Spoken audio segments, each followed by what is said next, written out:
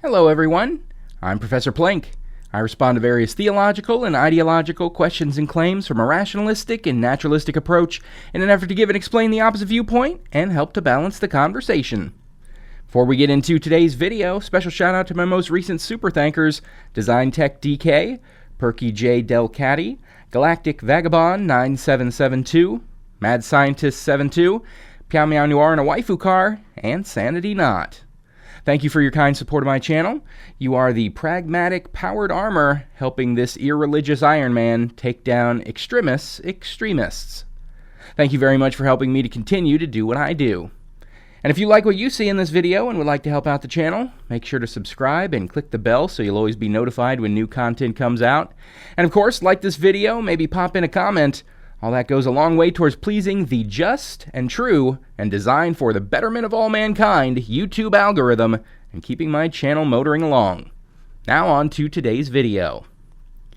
You know, I had planned to steer clear of Armando Calvo, otherwise known as Christ Righteous, due to the fact that what could I possibly add when he had been so expertly dissected by other excellent YouTubers? And also so extensively. I mean, I loved every second of Logic's series taking Armando's writings to task, but by a certain point, even I was a bit like, Stop! Stop! He's already dead! But Armando decided to stick his toe back into the YouTube waters and poke the proverbial atheist bear with another video directly addressed to non-believers. A video asking 10 important questions that atheists cannot answer, with cannot in all caps to emphasize just how sure he is that those of us who don't believe in God just could not possibly have any kind of valid responses to these queries. And of course, the corollary then being that he, as a theist, certainly can answer these questions, with, of course, valid and substantive answers, and additionally, I'm sure these won't be a bunch of the same, worn-over, tired, repeated questions that theists keep insisting atheists can't answer again and again, only for them to be answered by theists time and again, just for the theist to go off and repeat the question somewhere else. You know, because that never happens. Are you kidding me? This baby is off the charts. So, what are these important questions, Armando? Let's get into them. Hey, what's going on, everybody? It's great to be back. All glory to God. Let's pop it off with 10 difficult questions for atheists. Number 1, origins. Where did life and humanity originate from? What foundational evidence do you have to defend your observation? The origin of life. Well, the only true and honest answer that either of us could give is we don't know. Not definitively. There's no conclusive evidence about where the first life on this planet came from and how it came about. You believe it was God, but that is a belief, not specific knowledge. If you're being honest, you don't definitively have an answer to that question any more than any atheist. But that isn't to say that there are no atheistic answers to that question. There are hypotheses about the origins of life that do not include any divine intervention. I'm sure you've heard of the main one before, called abiogenesis.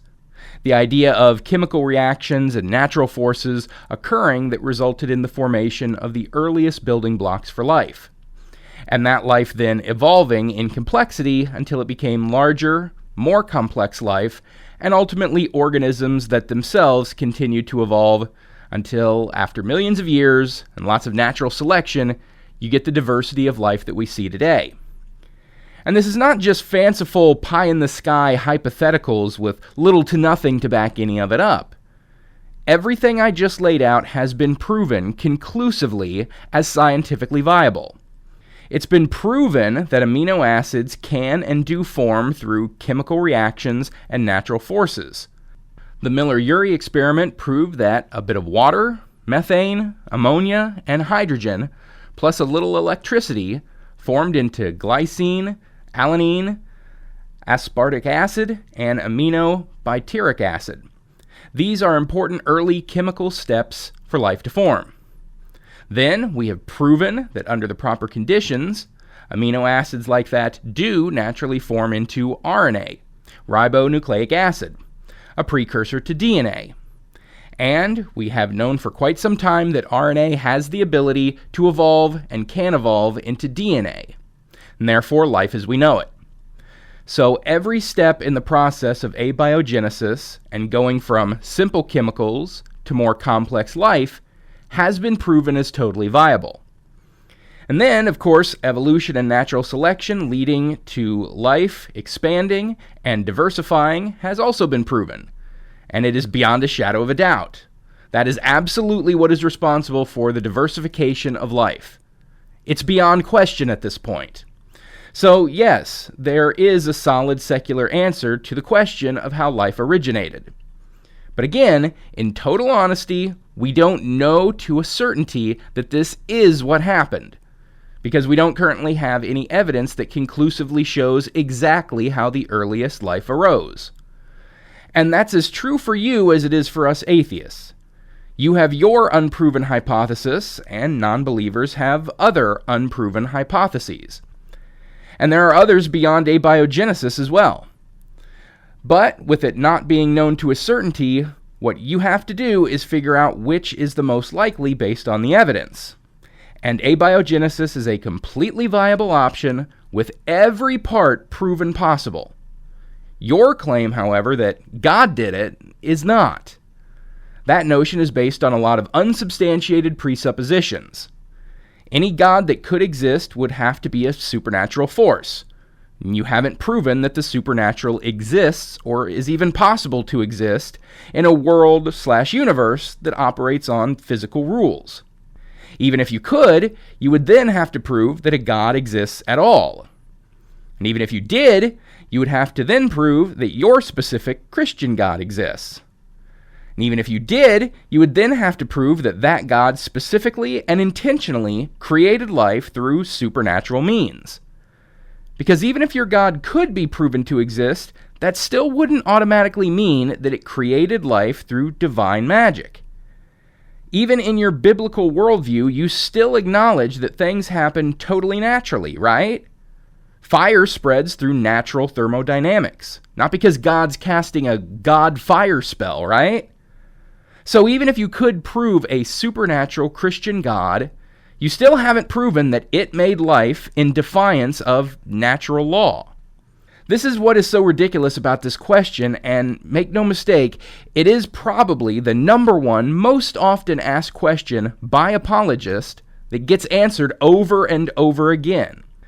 But apologists use this question to claim the existence of God and hinge it on the fact that atheists are currently missing the evidence that would prove abiogenesis, even though it is a highly plausible explanation for life, when their explanation of divine creation has practically nothing backing it up, except that it claims that's what happened in the Bible. It's like saying because you don't have conclusive evidence that O.J. Simpson killed his wife, then that must mean that invisible homicidal mecha sloths did it. Number 2, the problem. Why is there suffering, sickness, and death?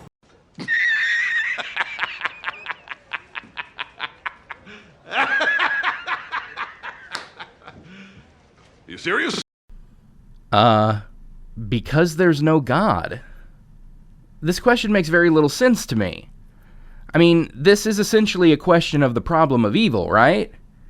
And you're making it out like it's a problem for the atheists. This is something I've seen come from apologists recently, and I just don't get it at all. The problem of evil is not a problem for atheists. It's a problem for theists. We can explain why they're suffering quite easily, because we live in a natural, material universe, where there's no all-powerful guiding hand directing everything that happens and has ever happened and will ever happen. There's just the natural, unconscious, amoral forces of the universe that result in things just doing what they do. Sickness exists because of viruses and bacteria and genetic defects and chemical reactions that are all a result of evolution and natural selection. Death exists because biological organisms do not have the ability to constantly and eternally regenerate themselves and eventually wear out over time until they cease to function. Misfortune, suffering, and misery exist because there are a variety of instances and occurrences that we perceive as negative or undesirable that can happen And as Murphy's Law states, anything that can go wrong will go wrong. It's a basic rule of probability and averages. If negative occurrences are possible, then it is a statistical certainty that they will happen given enough chances to do so. Suffering is not something atheists struggle to explain, but theists who believe in an all-powerful, all-knowing, all-loving God do struggle with it. Because there can be no rationalization with the suffering that exists if a God with those three traits existed. So excuses like, well, God has moral reasons that we are too small to fathom for causing suffering, or humans are to blame because of the fall, or even we have to suffer to prove that we're worthy of heaven. None of this can be justified in the light of a tri-omni God. Does God want us to suffer? No, he's all-loving. Does God have the power to make us so that we don't need to suffer? Yes, he's all-powerful. Did God know we would cause the fall and could have avoided it without affecting our free will? Yes, he's God. He knows how to do everything. You can't have a tri-omni God in a universe of suffering. If a God exists, he either doesn't have the power to avoid suffering, doesn't have the knowledge of how to avoid suffering, or doesn't have the desire to avoid suffering. You can't answer this, Almondo, not us. It's really, really easy for an atheist to answer why they're suffering. Because there is no God. Following number 2, here's number 3, the solution. What is the cure for man's suffering? What is the solution for sickness, suffering, and death? And how did you come to that conclusion? Don't cause suffering to others if you can avoid it. Redress any suffering you do cause. We work to reduce naturally occurring suffering like illness or injury. We work to make life better through our developing technology and culture to reduce suffering of all kinds. And learn to accept that in every life, some rain must fall. Deal with the suffering we experience that we cannot avoid, and try to be a comfort to others when such unavoidable suffering befalls them, and hope others will do the same to you. That's the only way to alleviate and minimize suffering in this life. And while religious affiliation can be a path towards some of that for some people, it's certainly not a necessity. Secular people and secular ideas can lead to all of those things, and very often religious affiliation works against those methods of reducing suffering. There are entire groups of people who have long been and continue to be persecuted and oppressed largely by religious teachings and its practitioners. I could talk about all kinds of serious cultural issues perpetrated by Christians, anti-LGBTQ endeavors, the religious underpinnings of most of the major wars and battles throughout history, Christian-perpetrated trauma that there are tons of examples of. But, dude, your ilk are so ridiculous and committed to causing suffering to others that not that long ago, they got this entire country in an uproar because people were playing Dungeons and Dragons. They call themselves Hellfire. Hellfire isn't a cult, it's a club for nerds. Erica, just the facts. A club. A club. A harmless club. That's what they want you to think. But it's a lie. A lie designed to conceal the truth. Number 4, how does an atheist assign meaning to human activity? Is all meaning subjective, or do some human action contain objective worth? If so, what evidence do you have for that objective standard? Objective versus subjective assessments. No, there are no such thing as objective meanings. And a better way of putting it than meaning would be value judgments, because that is really what we're talking about. Judging things as good or bad, right or wrong, worthwhile or not, just or unjust, etc. These are all value judgments. The very nature of making any kind of a value judgment is subjective. A volcano erupting is just a volcano erupting. It's just a natural occurrence based on geological forces at play. It is utterly valueless until a thinking agent, a subject, comes along to perceive and judge the event as a negative one. Value. All value must be assigned. What is the value of a bar of gold on an empty, lifeless world? None whatsoever. It's valueless. What's the value of a bar of gold in our world, but at the bottom of the ocean? None whatsoever. It's valueless. But a deep-sea diver sees it, grabs it, brings it up. What value does that bar of gold have? Quite a lot. It was assigned value by the diver and by the wider, subject-driven culture that it's now been brought into. All value judgments are subject to the perceptions and interpretations of the thinking agents making them, even if that thinking agent is an all-powerful God. So even if God exists, meaning is still subjective. Even if God decrees that adultery is wrong, that is not an objective meaning for the act of adultery. It's still subjective, with God as the subject making the interpretation. All meaning are value judgments. All value judgments are intrinsically subjective. Number 5, are humans of more intrinsic value than animals? Why or why not? To us, yes. Why? Because we are human and as such tend to put a greater value on the lives of our own kind than we do others. As we established in the previous question, all value is subjective. So asking, are humans more intrinsically valuable than animals, is a wrong-worded question. Value is assigned, not intrinsic. Even though the term intrinsic value does exist, it's a bit of a misnomer.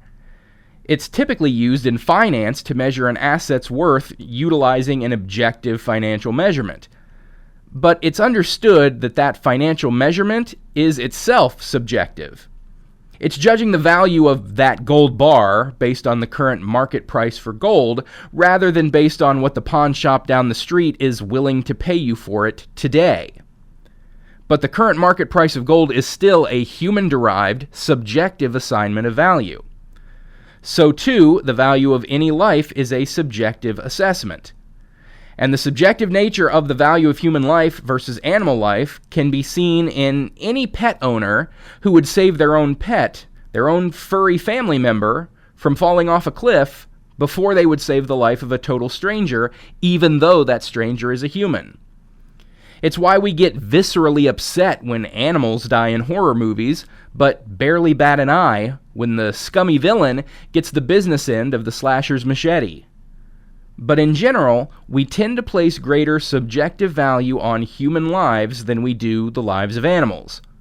Again, because we are human ourselves, and so hold human life as more important than non-human lives. Number 6, how does an atheist determine what is moral or immoral? Are there any objective standards or principles? How an atheist determines their moral framework is going to be unique to each atheist. Frankly, I think that is true of literally everyone, theists included. Everyone develops their moral framework by way of a complex tapestry of their personal conception of ethics, various cultural influences, societal laws and standards, the influence of respected authority figures, such as value imparted by parents, caregivers, teachers, etc., and above and beyond anything else, our personal conception of empathy for others. This is how everyone develops their views on morality. Sure, for the religious, what their churches and pastors tell them can certainly be a major influence on their moral conceptions, falling into that category of influence of respected authority figures. But even among the devoutly religious, what their faith leaders say is not the end-all, be-all of their moral framework. This is why there are such stark disagreements between Christians of different denominations. This is why the Westboro Baptists will protest soldiers' funerals, claiming God killed them because gay people exist, and the vast majority of other Christians find them to be reprehensible a-holes for doing so. Morality is as unique to each individual as a fingerprint. Sure, there are lots of similarities. I mean, after all fingerprints are instantly recognizable as fingerprints. But each is slightly different from every other one. The same is true with a person's personal morality. It will have lots of similarities with that of others, particularly those of the same cultures, groups, organizations, or families. But even the closest of family or friends will find some moral differences that they have with one another. And as to whether or not there are any objective moral concepts, well, all morality is value judgments. All morality is different classifications of right and wrong. And as we've gone over, all value judgments are necessarily, inextricably, definitionally subjective. Even if they were God-decreed moral standards, they would still be subjective. Number 7, what type of government does atheistic philosophy translate into?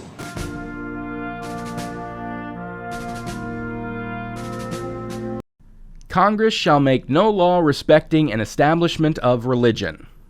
It's the very first line of the very first amendment of the Bill of Rights, the very beginning of the Constitution, the supreme law of the land of the United States of America. And in the very first line of the most important governing document of the nation, they laid out the secular nature of the country's government. Thomas Jefferson clarified this idea in his writings, expounding on the idea of a secular government, that with the First Amendment's prohibition against establishing a religion, it would effectively build a wall of separation between church and state. This is further underscored by Article 6 of the United States Constitution, which specifies that no religious test shall ever be required as a qualification to any office or public trust under the United States. Now, certainly, there are many examples of laws, politicians, and cultural standards that have fallen short of this secular ideal and been steeped in heavy Christianity over the years. But the general idea of the United States government system has always been one of religious neutrality, of not governing by the decree of the church or based on what any holy text or faith has to say. And certainly the U.S. is not alone in that type of governance. Most of the major governments in the modern Western world do mostly the same thing. In fact, there are plenty of countries where religion encroaches into government far less than it does in the States. And study after study tends to find that the countries that are the least religious and most atheistic, both in their governance as well as amongst their population, tend to be the happiest and most financially and socially well off. And the fact that in America, as well as in all those other secular countries, that religion is allowed and can even constitute the majority of the populace, doesn't mean that it goes against the idea of an atheistic government framework. An atheist government or social organization would not force atheism on its people, because atheism is nothing more and nothing less than not believing in a God. And beliefs are personal to the individual.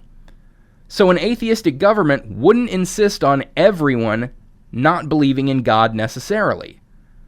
That is your personal belief, and as such, up to you and you alone.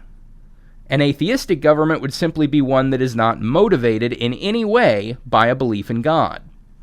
It's a government that doesn't govern from the pulpit, which again is what we are supposed to have here, even though we fall short of it all too often. Governments like the USSR, which attempted to stamp out organized religion and force atheism through violence and oppression, were nationalistic fascisms. And to illustrate what I'm talking about, even at the height of the Soviet Union's power and forced national atheism, about 40% of the population still professed religious belief, showing that belief is totally determined by the individual, not by the government. Number 8, where do immaterial values come from, such as thoughts, communications, and imaginations? The brain. The brain. Thoughts come from the brain. Communication is the sharing of meaning by sending and receiving symbolic cues.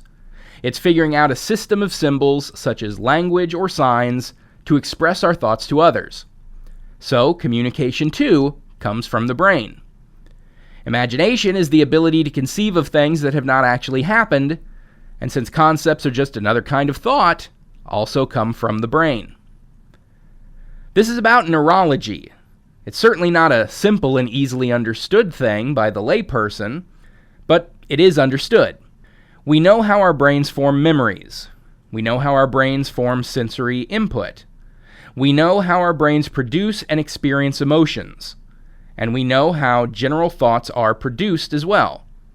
It's all a complex web of neurons and electrical energy sparking them into activity, plus, of course, a variety of hormones and brain chemicals.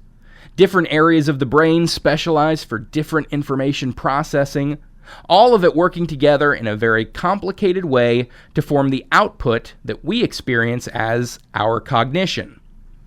Our thoughts come out of all of that. And if you would then wonder, well, how can some chemical hormones and brain matter create all the thoughts and feelings that we have? Well, how can some metal and plastic transistors and ones and zeros of binary code create World of Warcraft? It must be magic. No. Your inability to fully understand a system that is difficult to understand in the first place does not mean that you throw away rational explanation in favor of a simpler explanation of it must be magic, or even it must be God.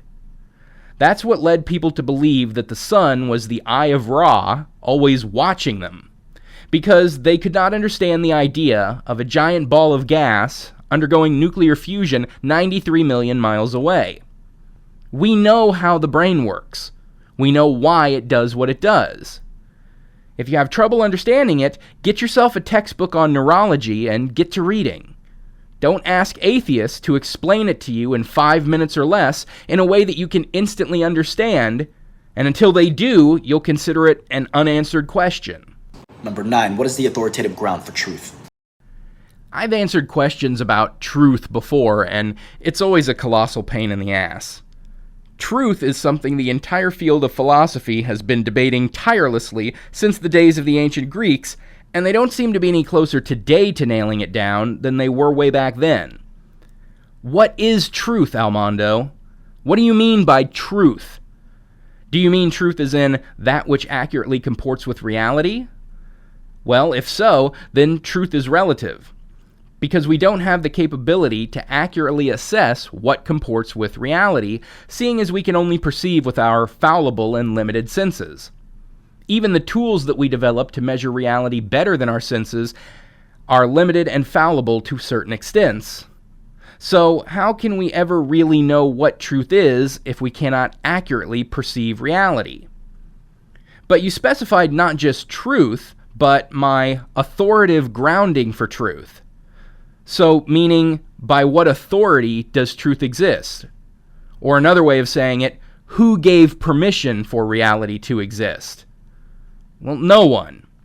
I don't think reality, or the truth of reality, needs permission or any authoritative grounding to exist. Something exists because I don't think total non-existence is even possible as anything more than a thought experiment. And that something that exists, the cosmos, exists the way it does because of the laws of physics and the nature of the universe, which we don't even know if it's possible that that could exist in any other way. So there doesn't need to be an authoritative grounding for existence to exist, nor even for it to exist in the manner that it does. And 10, what happens after we die? That depends on what your post-death preferences are. Personally, I'm going to have whatever parts of mine that can be used by others donated. Basically, strip me for parts and use any and everything that you can. Donate whatever is left to science, whatever parts they may want. Anything that's left over, chuck it in a fire and toss the ashes to the wind. But that's me. Most people will be put in a casket and stuck in the ground to slowly decay. But of course, you mean what happens to our thoughts, memories, feelings, personality, the essence of who we are as individuals. What happens to that? It's gone.